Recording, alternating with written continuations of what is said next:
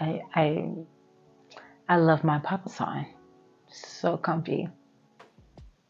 It's so comfy. Relaxing, chilling. Hey guys, welcome back to Saving for Myself podcast with your host Ty June. Episode number 6. Save me from my tech. Yes, I love technology. Love technology.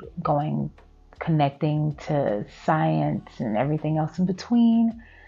Technology. Now, since you are on YouTube, I'm sure you came across Mr. Who's the Boss and, channels like Unbox Therapy where all they do is unbox devices and technology and really cool gadgets and gizmos. Like, that is my jam.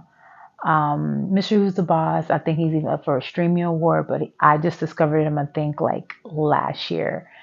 But he does really good shorts too. So if you ever come across him, definitely subscribe to him. All hail Mr. Who's the Boss. And Unbox Therapy's been around just as long, if not longer, and getting some of the most exclusive peeks and looks at tech and um, the things you don't even, things exist. Like when he actually has a video of the Cadillac lyric, was it? Yeah, like the electric version. Um, like, how did you get it? How did you get it? How did you get a chance to play around with that thing? That's supposed to be, leave that to Supercar Blondie. That's her job. But yeah, technology is just crazy, and like having like family member. I have an uncle that is into fiber optics technology and working on fiber optics computers and stuff for his job. And then that's just more cool, deep diving into technology. But first things first, I don't know if I've already mentioned this, but we are on a Google Pixel 7 Pro. We're probably in HDR mode, if I'm not mistaken. HD, 30 frames per second, with voice amplification. Um, if if I can, I would. It comes with 4K. If I could, 4K takes up a lot of gigs, so we're not going to do 4K. But I may have a moment in here where I will switch to 4K to see if you notice it. But you can't. It's hard to upload in 4K anyway. YouTube is going to compress it. So here we are, 30 frames per second, HD, 1080p. Here, still looking great. Google Pixel 7 Pro is my first official flagship phone. I've had, prior to this, LGs. I've had so many LGs. My first LG was the slidey QWERTY keyboard, red, and it was probably like this big. And that was my first, maybe it was my second cell phone, but my first like brand name cell phone. Because I don't know if you remember, back then, I was probably in middle school. I got my first cell phone. I was in 7th grade. And it was a little basic flip phone. And the brand started with a K. And I don't even know how to pronounce it or anything. It was like KYONEOTA or something. And that was my first flip phone. It's just a standard flip phone. And then the keyboards, everything started having keyboards, so everyone could start texting more, all that fun stuff. Going back to when calls were free after 9, and you got 1,000 free texts a month, and that was your plan. So basic and so simple. And so when text messages came more of a mainstream thing, you had everything like the sidekicks, and all the phones would have this the keyboard on the side, so it's easier to text. And yeah, LG was my first slidey keyboardy phone. Um, and I have dozens of dead guys somewhere. I'm sure they're back here, of just all the LGs I've ever had. Unfortunately, RIP, to LG making smartphones because they don't make smartphones anymore. Um, yeah, because I guess they were just maybe like, oh, they make more money in their TVs and appliances, and that they didn't want to do smartphones anymore.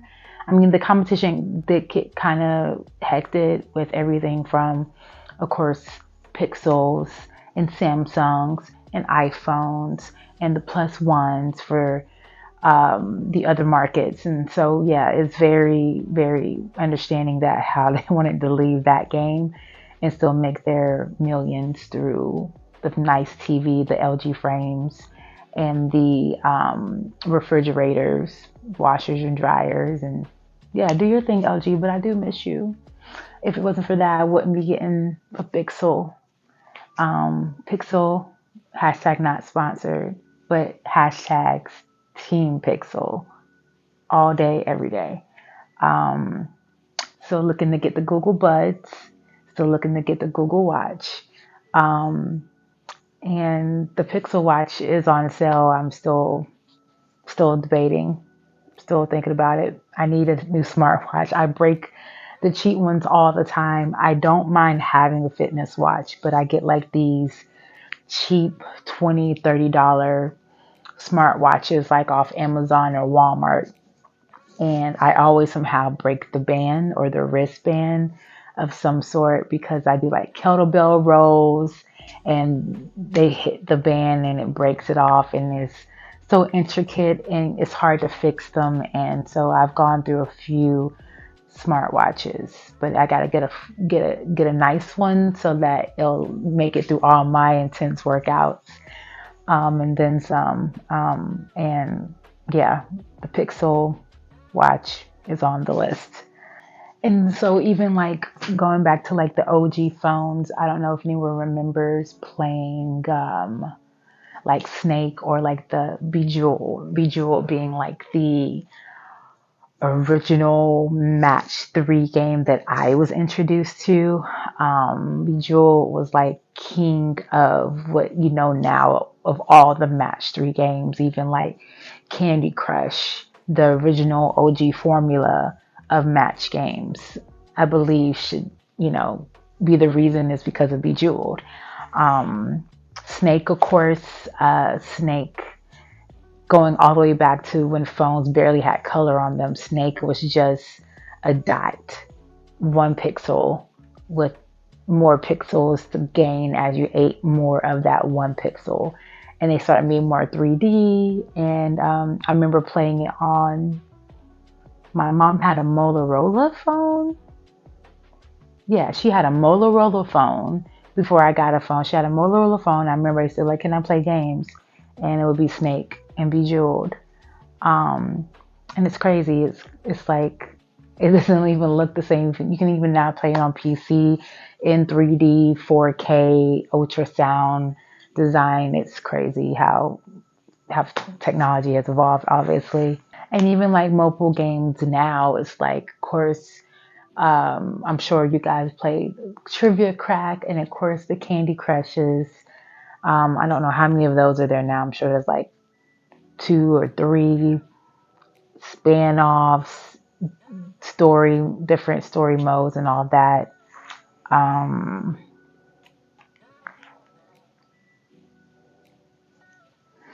Even when it's starting to get more smartphones and phones that have more games to play, I was really into like simulation and tycoon games or time management games like Airport Tycoon or like a roller coaster tycoon esque style time management, having to build an empire, um, game simulation, time management.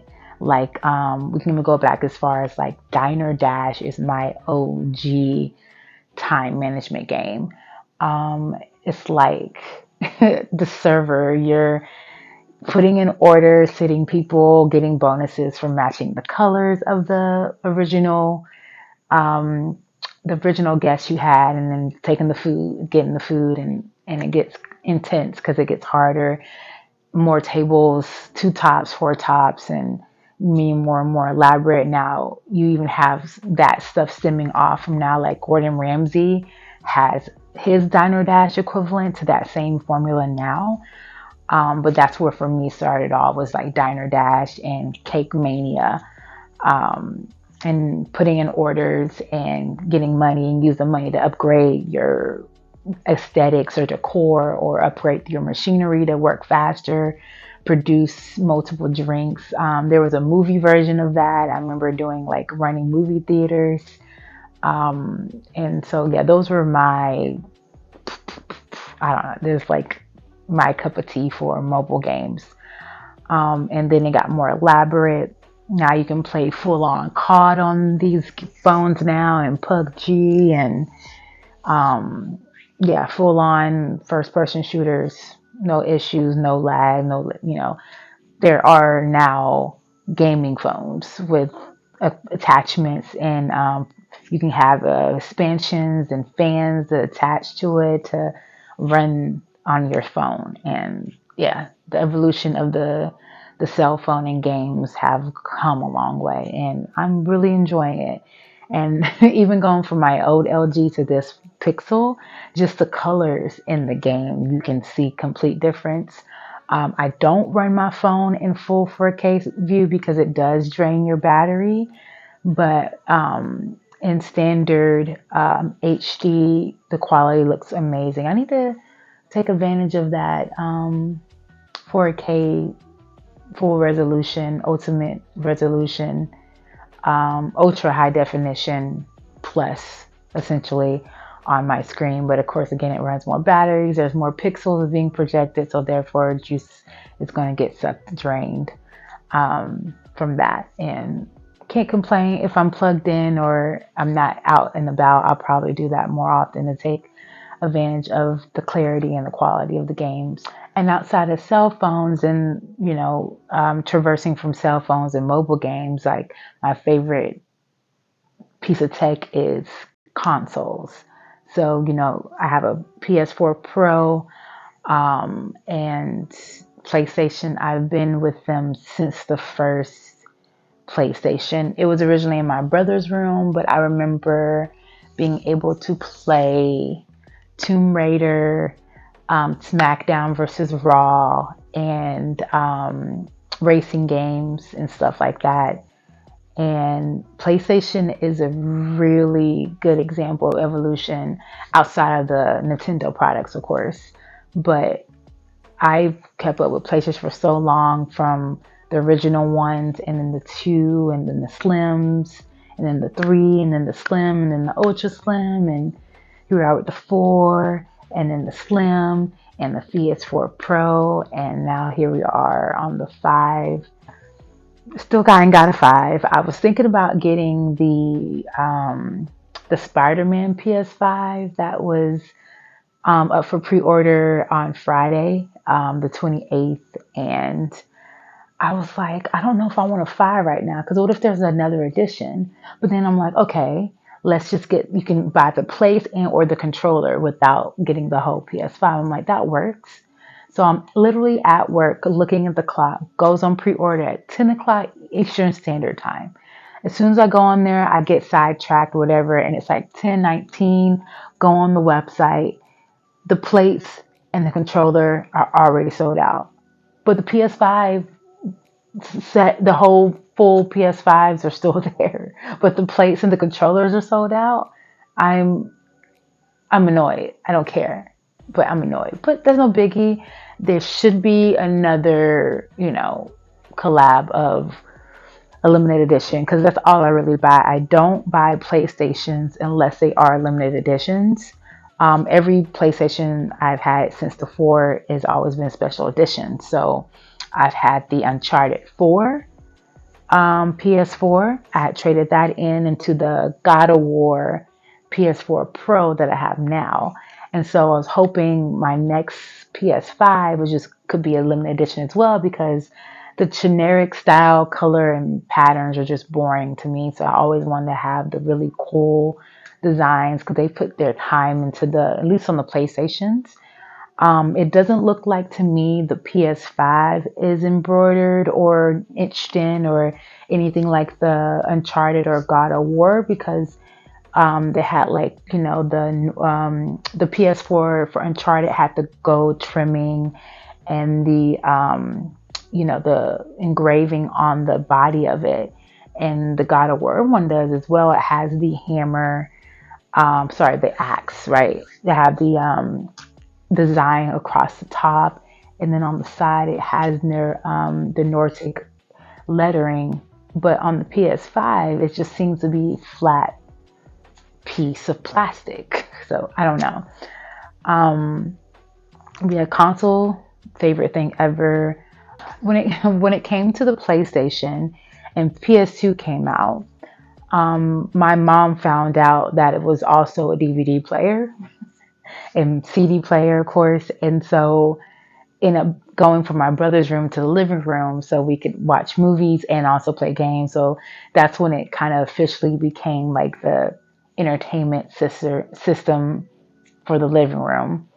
And I remember when we got our PS2, um, it was from somewhere like Sam's Club or something, and it came with Ratchet and Clank, two controllers, two memory cards, and the system itself. Of course, you had a pink memory card and a blue memory card. And I had the pink one, and I swear I still have my memory card somewhere. I keep like things. I want to say it was 8 megabytes, a 8 megabyte memory card.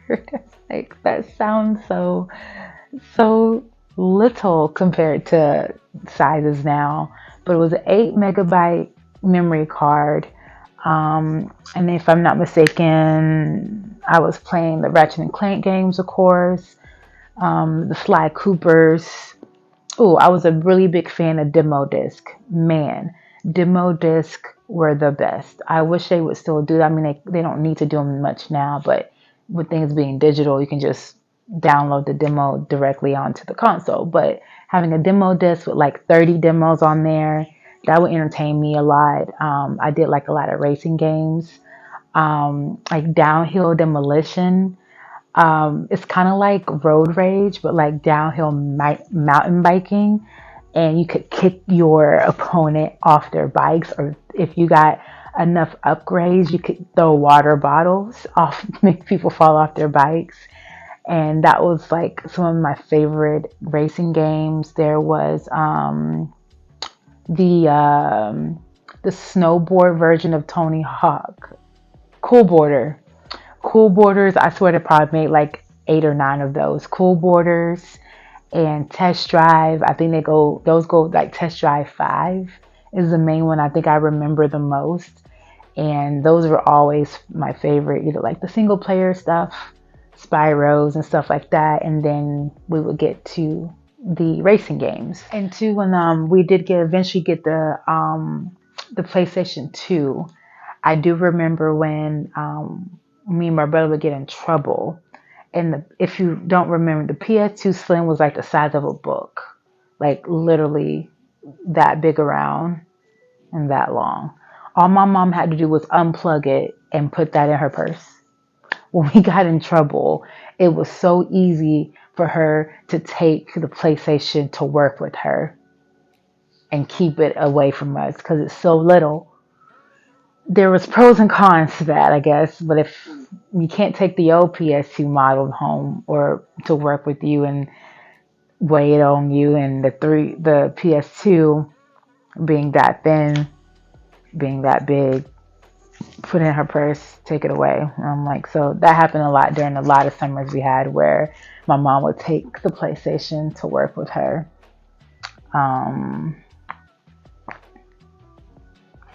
And I guess like my ultimate addiction around this time was The Sims. I know, leave it in the comments. I know if you played The Sims, boy, girl, non-binary, I don't care. You have played The Sims at least once in your life just to see what the hype was about.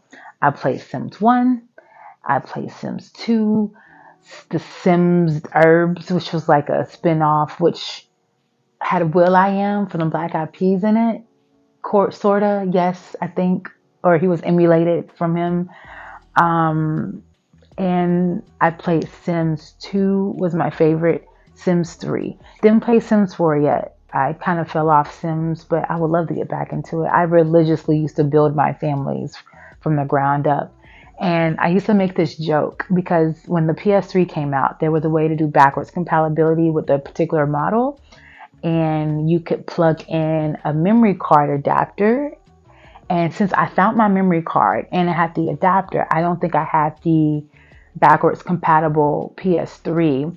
So what I wanted to do was find the original Sims game, find my original memory card and boot that guy up because I have a family on my memory card still to this day where I think I was dating Chris Brown and we had 2 kids. And I never moved the kids out because I wanted all the income from all 4 people to come in. So it was me and Chris Brown, and we had 2 kids. And this is back on Sims 1 where you didn't have that many customization features. Chris Brown had an afro because I think that was one of the only like black hairstyles you could get on the game back then. And so I think we were around like maybe 70 grand. Again, this is even the older thing. Now I'm thinking about like you get millions of dollars of, or millions of simoleons nowadays than you would back then. Like the most you could get on Sims 1 was 100K, but now you can make millions. But I literally made a house with all the maxed out everything like level 10 equipment, level 10 entertainment, level 10 wallpaper, everything. So whoever lived in this house was always going to be happy and never be um, upset. Cook really fast. All the kitchen equipment, everything was to the nines, right? And my goal was to get them to make enough money to move into this house. And I want to say again, capping out at 900 or sorry, $99,999 was the price of this house. And that was the plan. Get them to make enough money to move into that house and have it all dolled out. And then have the parents retire and then have the kids move back into the old house and use the money from that to go towards upgrading the old house. I don't know. That dream is probably dead now, but yeah, they still exist somewhere and just data, just zeros and ones, just those were the days. And then Sims 2 comes along and you can have relationships with aliens and more of your personality tree, more customization. And then Sims the Herbs is really cool because you're really much going to different neighborhoods and going through different cultures and different walks of life. And I think ultimately the goal, I think I beat the game because you never really beat the Sims because you can just keep going on forever. But you get like the penthouse suite in like the rich side of town where the toilets are gold, the TVs are gold, and you had to also change your clothes depending on what like community you were in. You had like dance contests or music contests to kind of show your worth. And then you did odd jobs to make money and whatever. I need to go back. I need to go back to a PS2. I need a nostalgia hit. That will playing the herbs will be a good nostalgia hit. And then you had like Sims busting out, which I never finished, and I still don't remember what was the point of that busting out. Did we move out? Were we moving? Oh, the premise was to level up as quickly as possible, if I'm not mistaken. So you would like be in one place, work, make enough money, leave, go to the next one, like consistently. Um, yeah, and always I think I had like the raggediest car for the longest, but just moving house to house to house. And even like with The Sims did have a mobile version, and I did do that mobile version. And then the downside of the mobile version was like it was real time. So as you know, in The Sims, like 1 second is 1 minute in the game. Um, and the mobile version was literal human world time. And so if I planted something, it would take 4 real world hours for it to need to be able to harvest it. So you would do stuff, leave, come back, leave, come back, leave, come back. And that took up more time than just playing The Sims on PC or console, because you could do that. And that, yeah, I wasn't waiting 4 real world hours to harvest some vegetables. I don't know, but I did play it. I enjoyed it. They, the kids, and there was microtransactions, of course. And so, yeah, it may be a lot better now. Who knows? But there was the mobile version of The Sims. And then like moving into like, with PS3 and all that, I'm like, I don't know if anyone remembers, but there was this free world called PlayStation Home. And with the birth of the PS4, the PlayStation Home servers were removed. They killed PlayStation Home. It was a free platform of social, like it was like Second Life, and but it was on PlayStations, and so you would get on there and chat and customize your avatar. You had like a virtual home, virtual places to go visit. I remember there was like in-game virtual games, like related to maybe a new release. They even had like virtual E3 inside of these places. Remember there was this one world where it was like, you would step on scorpions. I don't know why, but you were trying to get a high score, step on scorpions, and you use that to get internal credits towards getting items and clothes and, aesthetic stuff. And if you were cool enough, you used real world money to get like anti-venom. So when you did step on the scorpions, I feel like every few scorpions, if you stepped on, you can get poisoned for a bit. And you would get, if you bought the anti-poison, you can just roam around the scorpion infested area without being bothered until the potion or the pill, whatever, ran out for anti-venom. And so a lot of times I literally would just play PlayStation Home. And of course, you just some of those times where you just couldn't afford to get a game, or there was nothing out you wanted to play. PlayStation Home was fun because you got a chance to meet people, chat with people, and it was just something that should be around now. I mean, don't get me wrong, there is like the VR worlds and stuff like that, but like everyone doesn't have VR. But PlayStation Home needs to come back. Whoever's listening, please. We need something like it. I remember getting like freebies, free furniture and elements. If I played a game at a world or something, I had like a full-on Animus from Assassin's Creed inside of my virtual home. I had like collectibles from different worlds and stuff in my room. And that was pretty much like the best highlight when you didn't really have anything to afford to buy or couldn't buy any games. And that was what made it all better, because you had a PlayStation. But no games to play, but you had PlayStation Home. So when there wasn't stuff like PlayStation Home, I got into stuff like Little Big Planet, going back to like the engineering aspect of my childhood, building, levels, playing other people's levels. Playing other people's levels was really cool. People were really good at using the Little Big Planet creator system to make some really cool and elaborate levels. It was just like, it's humans are amazing. If you give them the tools, they come up with the greatest things.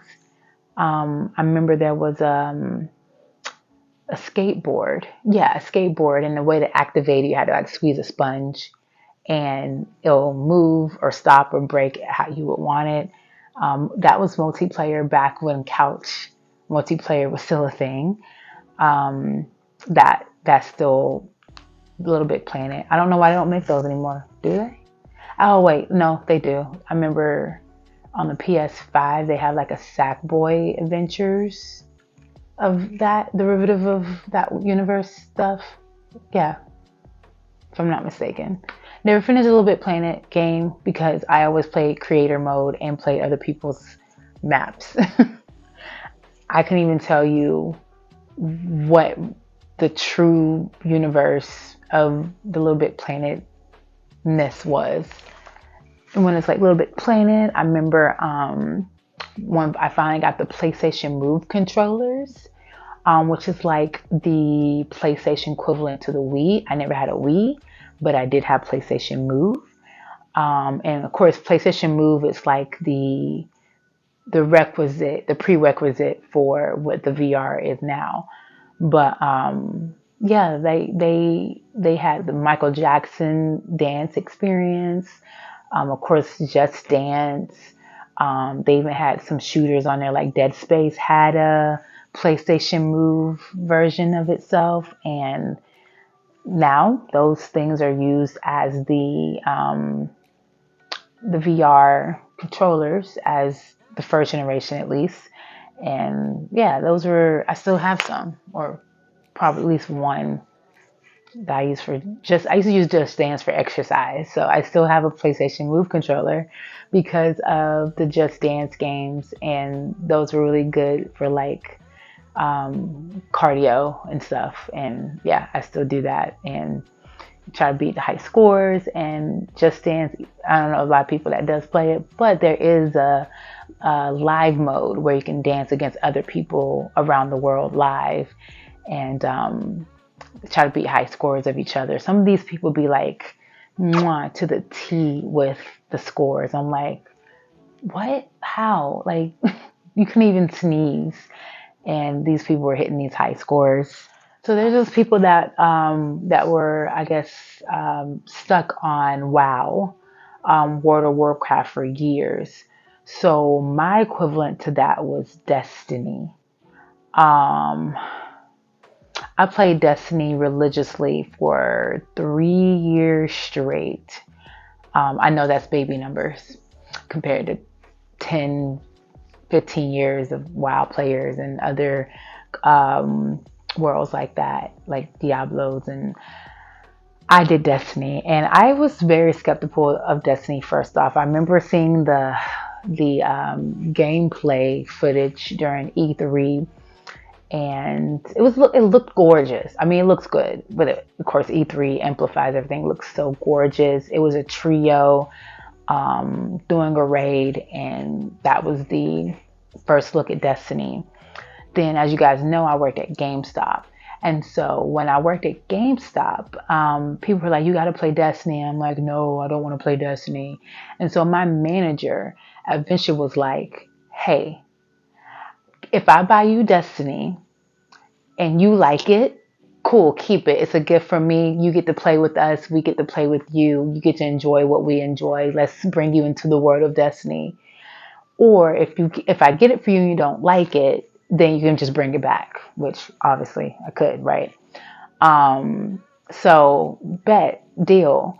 So my manager bought me the vanilla Destiny that had the Taken King and the DLC expansions all together already. And by doing that, you automatically get the Spark, which can help you skip to level 4. But I didn't take the Spark. I played with him and I met other people online. I was able to get to level 40 within 2 days, maybe 3. I remember days we were on Destiny for like 12 hours a day.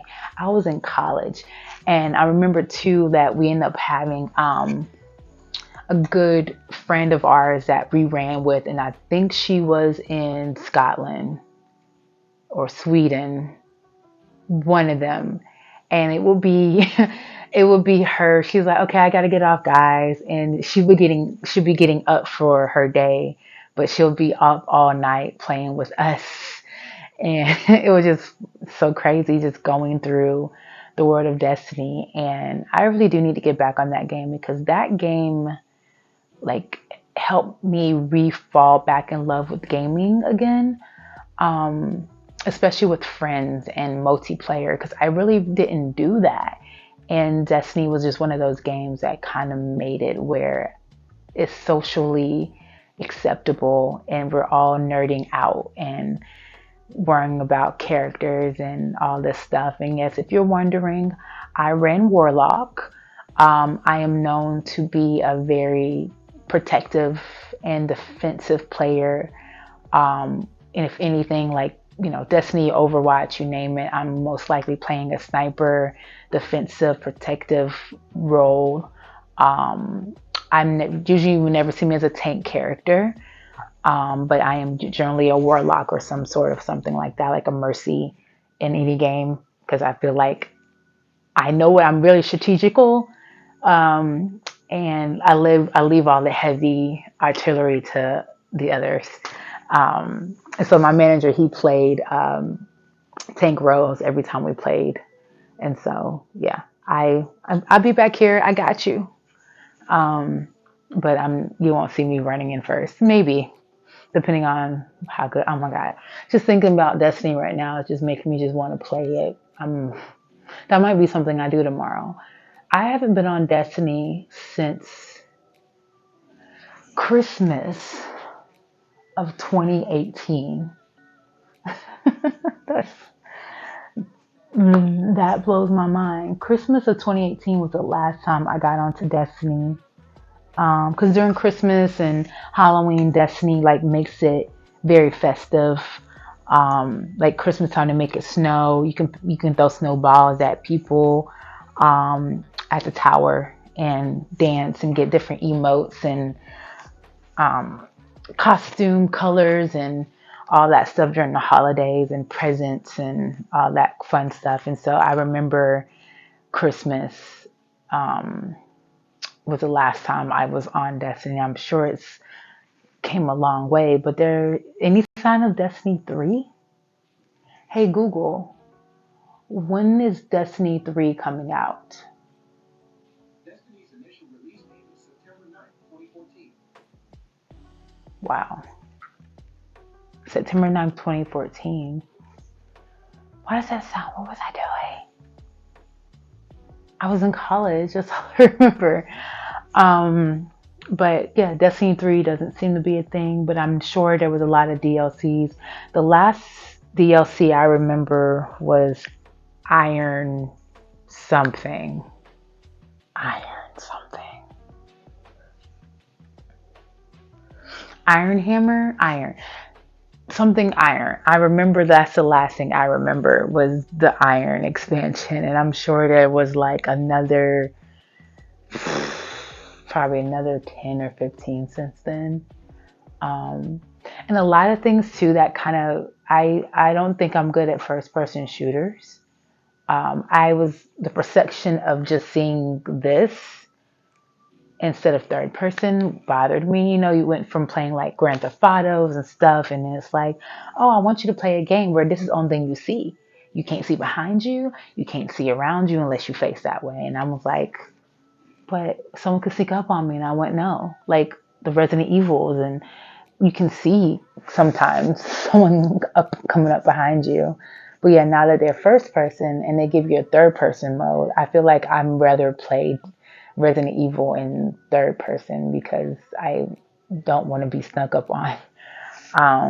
Yeah, just having headsets nowadays, you can hear the ambience and the footsteps and everything behind you, and so it's not too bad now. But before it was like, well, we trying to play a first person game because you were so worried about who was going to sneak up on you.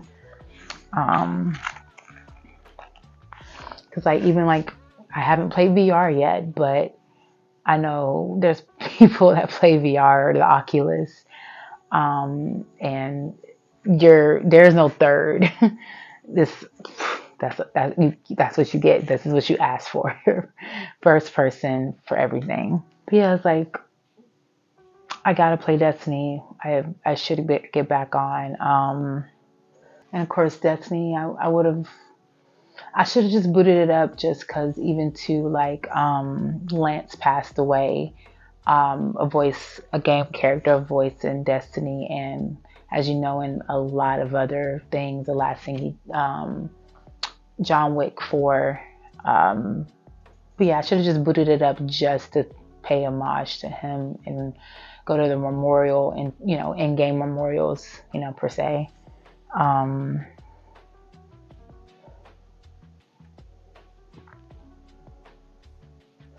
And just like regrouping with people that I never met in real life, but I played and I ran with them. Like Ugly Weenie, I think, the ugliest weenie. Yeah, that I met. I don't even remember how we met, but I remember when you meet people, they add you and you follow you, you chat, and then you find out what they play and how they play, and it's just the rest is history. And they were so patient with me. Oh my God! If if you know anything about Destiny, when there's these elaborate puzzles and things, you have to make sure everyone is doing everything at the same time. And I appreciate them for being so patient with me, because I'm like, I have no idea what I'm doing. And I remember when I was first starting, I didn't even know how to jump well. I had to figure out what jump style that I had. And I'm like pressing hold X or rapid X, and I kept parkour. Can we take parkour out of Destiny, please? Can I just fast travel to the main boss area or the arena without having to jump on stuff to get there? Or the fact that since I play Warlock, I have a hover option, but my hover option is short. Can I have a longer one? Anywho, like some really cool other tech items, I guess, that is a part of my life is I have a smart vacuum. I have a Shark vacuum cleaner. Best money I've ever spent. I have it, the version where it self-dumps, and you don't have to worry about dumping the main chamber unless it's like once a month, or even longer than that, depending on your load or mess or what you have to vacuum. And it does the whole scan the room. It knows the room, adjusts to when furniture has been moved. And if you ever need parts or any pieces may have broken or need to update them or anything, you can just order them directly on the website. And I love that thing. And his name is Moon, obvious reasons. He's circular, so Moon, and my room is space, so his name is Moon. And he has different modes where if it's like maximum, minimum, or low mode, so that you may not need to full on max, he'll use more battery. But if you ever have to do like a full house, he'll come back. If he fills up, he'll come back and dump himself. Or if his battery is low, he'll make it back home, charge himself up, and then resume to finish where he left off. So technology is getting so crazy now. I mean, they even have versions of this that are mops too. So you can set it to a mop mode and a sweep mode or vacuum mode. So yeah, you really can set your whole smart house up, from the Google Homes, the smart bulbs, smart plugins, everything. Smart house. We're getting close. As long as we don't have a hologram made taking over, I think I'll be okay with that. The cool thing of like setting a schedule at any time and having the ability to multitask and have the vacuum be vacuuming while you're waiting for company to get there, or you're wanting to cook and clean other rooms, and while that's vacuuming, you're doing everything else.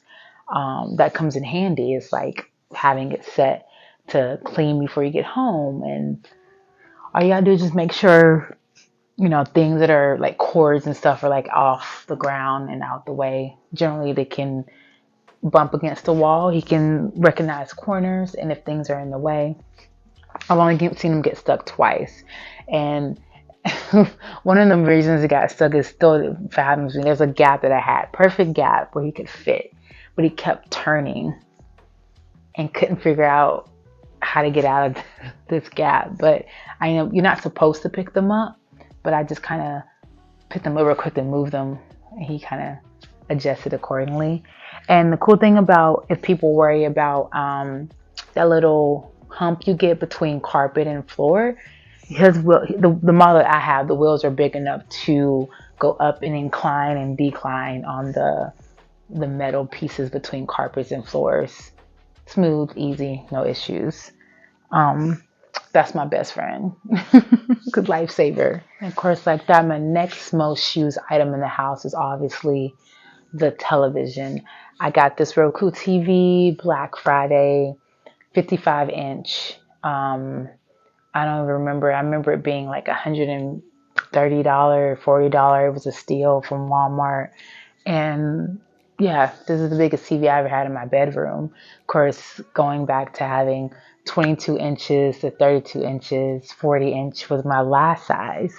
I went from 40 straight to 55 because I had just this much room on my TV stand to hold a 55.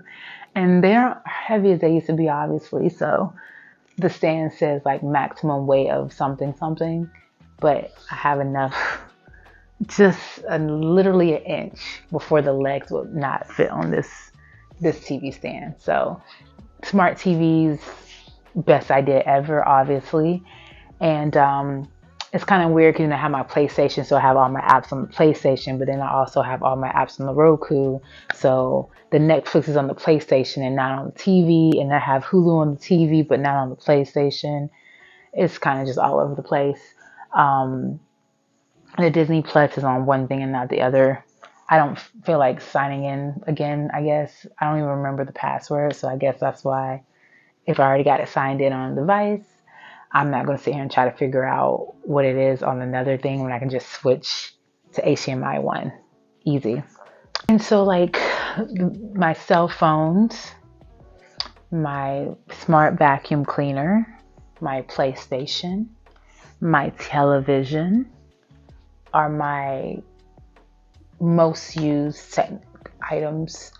But tech isn't tech unless it's evolving. And so the future of technology, I would love to be able to get my hands on. Of course, there are now different companies coming out with augmented reality headsets or glasses, Google Glass essentially, or even something close to what like Ray-Ban is doing with the camera built in and all that stuff. Like again, going back to like the smart house mom holograms. When are holograms going to be a more elaborate thing, since they kind of already are? I'm sure holograms is not that far off. Especially now, people use them on stage, and we have the AI technology. Very easy to project anyone and anything on stage. Even like the scary thought of the future is that iRobot is set in 2030s. That's not far away at all. Would you be comfortable with an AI or Android robot in your house cooking and or cleaning and or running your errands for you?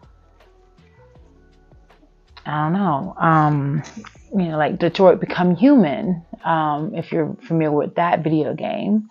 From the same Quantum Dreams that also made Heavy Rain, and also made,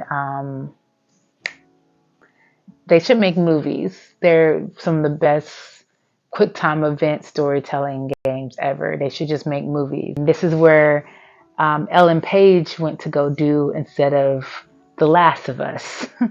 That's why her character model still looks kind of Ellen Page-ish. But Ellen Page ultimately left and did this Quantum Dream project that I can't think of. The Foe is also in this game. There we go. Beyond Two Souls. I don't know why I couldn't think of that. So Beyond Two Souls, Heavy Rain, but there's Detroit Become Human. I have it. I have it digitally. Yes, I do have it physically. Okay. I have it, haven't played it all the way through. But it's androids. One of the main characters is an FBI agent. One of them is a nurse aide or assistant aide. And another one's just, I actually don't know what the third guy is, but they're androids and they live amongst us as normal people. And there's different models that come out, like the 2000 and the 3000. But my favorite character is the FBI agent, and he uses his programming to assist with crime solving and negotiating and all that stuff, like finding things at a crime scene you never would notice unless you were Android with the computer point of view. So the question is, would you be okay with them being amongst us like normal everyday people? It's like one of my favorite movies of all time is Fifth Element. I'm kind of weird of the flying car aspect of the Fifth Element because people can't drive as it is. But if we ever do get flying cars, would that be like a pilot's license at that point? Or is it like a pilot's license or a carlet license? I don't know. But everything else as far as like their apartments, like we're taking up less space is the idea for me. Is like people are already in favor of tiny homes and tiny houses. I'm a big fan of those, and I can just imagine having everything I need in a smaller space because appliances and technology and evolution of all that stuff is not going to be necessary to take up as much space anymore. Or we'll have the ability to, like, they already kind of are 3D printing houses. So it wouldn't take long to have a place to live, even if it's just the room that Corbin Dallas just had a normal apartment. Scan door, tab fobs, food dropping from the chamber, mail being digitally visible, all that stuff. Fifth Element was my favorite movie. The thought of like, oh, let's go on a cruise, having space exploration more accessible to people that aren't just billionaires. But yeah, just the thought of like that Fifth Element world would be really cool. And knowing that you can get demerits without the cops being around, that still blows my mind. I tell people all the time, like, you should get a strike or a demerit on your license. Like every 5 demerits should equal like 1 strike. And then for 3 strikes, you get your license suspended. Getting into a car accident, the cops don't have to show up per se to, monitor that. If you're not using your signal or abiding by the rules, the car knows and it gives you a demerit. I mean, I feel like that would enforce people to do that more. But if you're not going to do flying cars, then I'm a big fan of Mustangs. I've been a fan of Mustangs for like my entire life. And the Machs look great. I've seen them in public. I've seen them on the road. And they're the first Mustang EV. Apparently it's supposed to be better than the Teslas.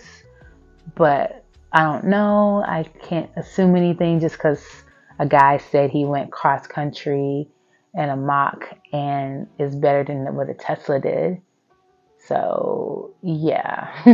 And the whole concept of like the innovation of drones having the ability to deliver food or packages or even medicine and people perhaps. But yeah, drones are definitely a future element.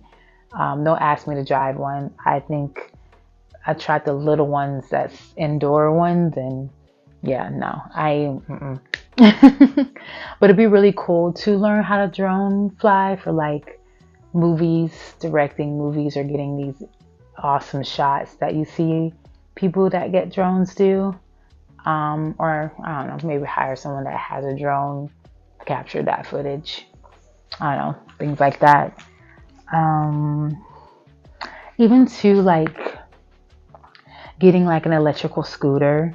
I saw something where there's ones that kind of go on your backpack, or like the size of a backpack that go on your back, and you just pop it out and pop it open, and you can literally just go straight into scootering.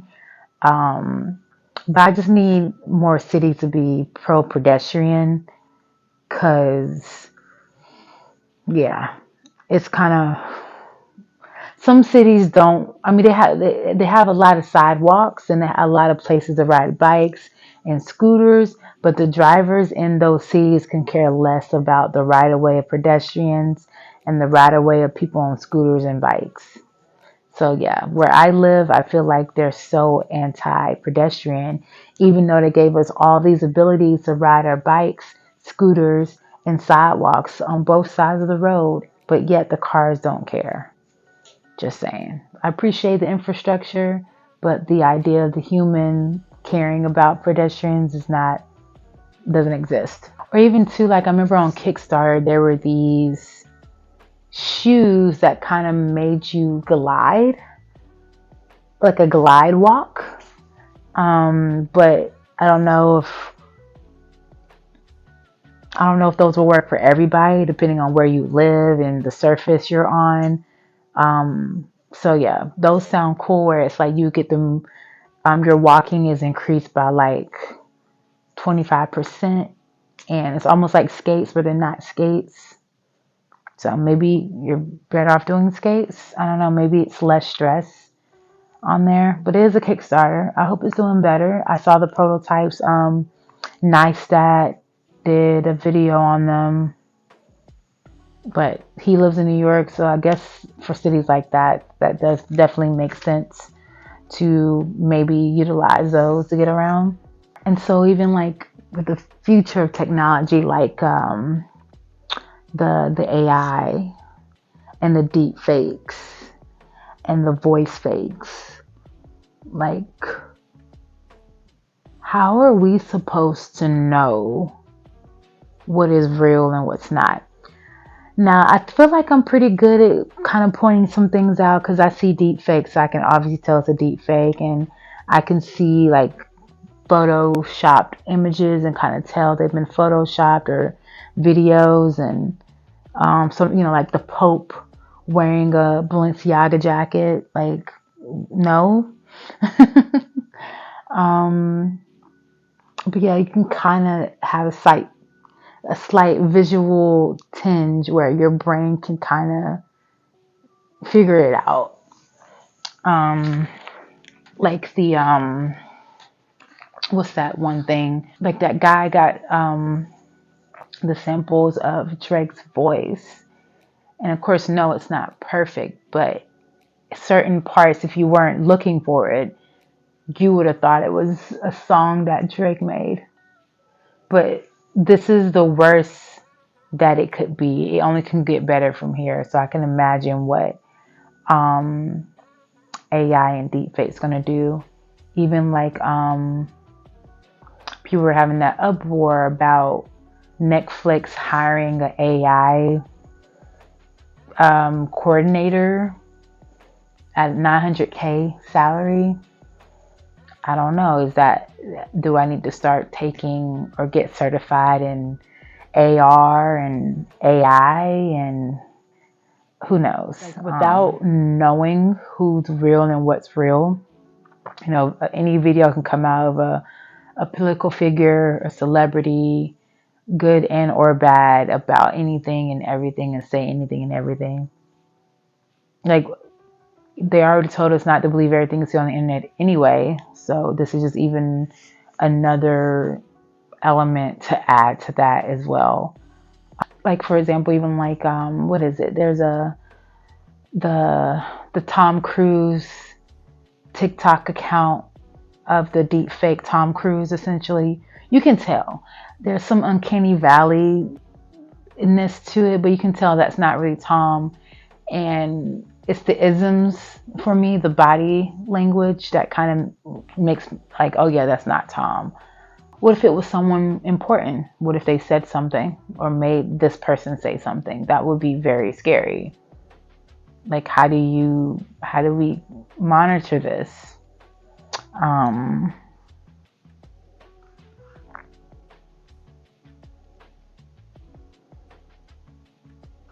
me picking all this up, like, for example, like, how can you tell, like, even this video is real? Am I AI? Did I take the time to create a YouTube video from an AI program? Would you know the difference? Could you tell? Um, am I real? Even though things could be scary, I'm excited for where technology can go and progress. Um, I know how this can help with medicines, innovation, environmental advancements.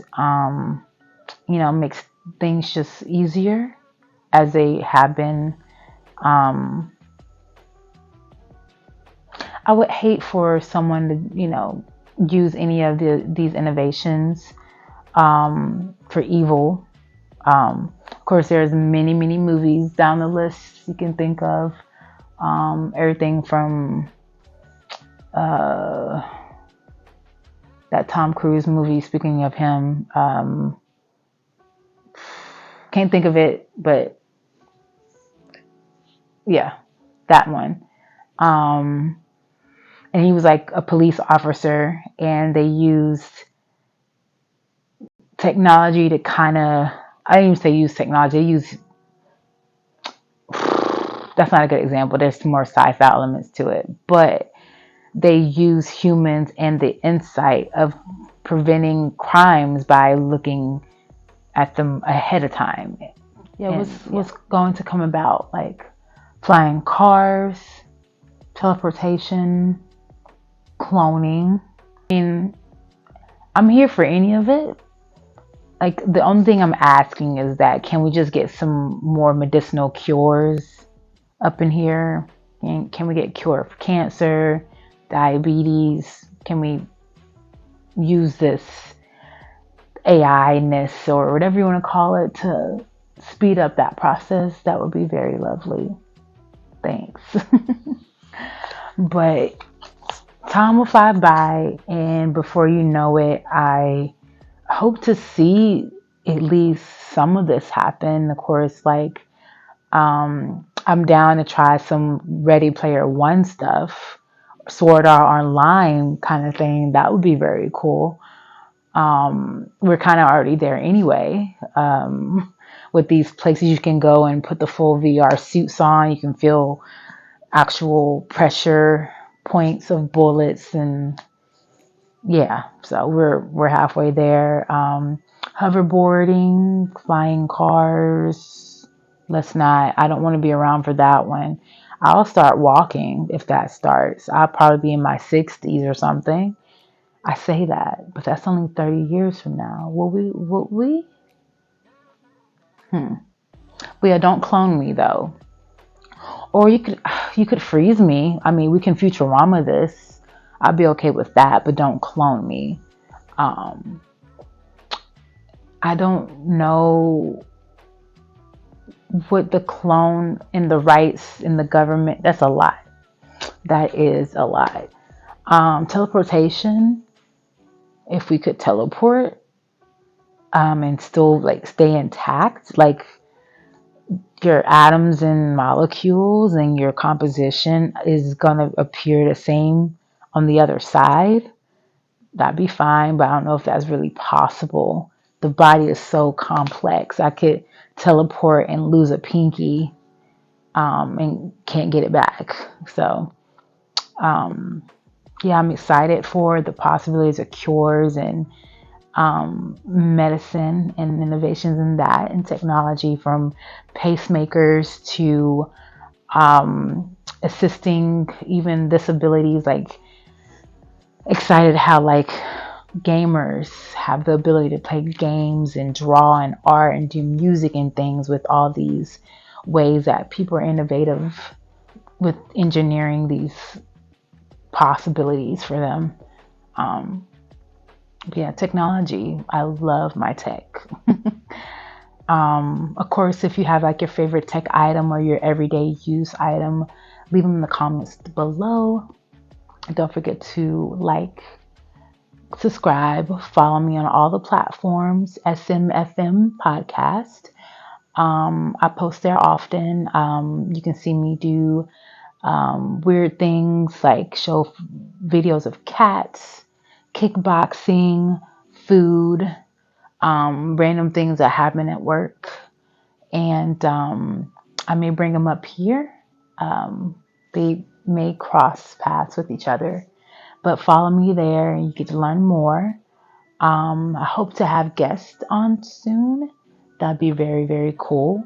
I have a few of my fitness family members that want to get on. Jay, I know Mal was talking also about wanting to get on. And so, yeah, I'm down. I just need to figure out how I want to do it in person, do it through Zoom, screen capture, Discord, all that stuff. So, but yeah, let me know if you want to have guests on there. And if we do have guests, what would you want us to talk about? Comment topics below in the comments. I'm very interested to hear what you have to say. And yeah, this is episode 6. We are doing this. It's been a month and a half, and probably a month-ish. I say that. It's been a month, and these have been coming out weekly like they've been planned. And so I appreciate all the support and the fandom. And yeah, this is Ty June. Thanks for tuning in. You made it to the end. I'll see you next weekend.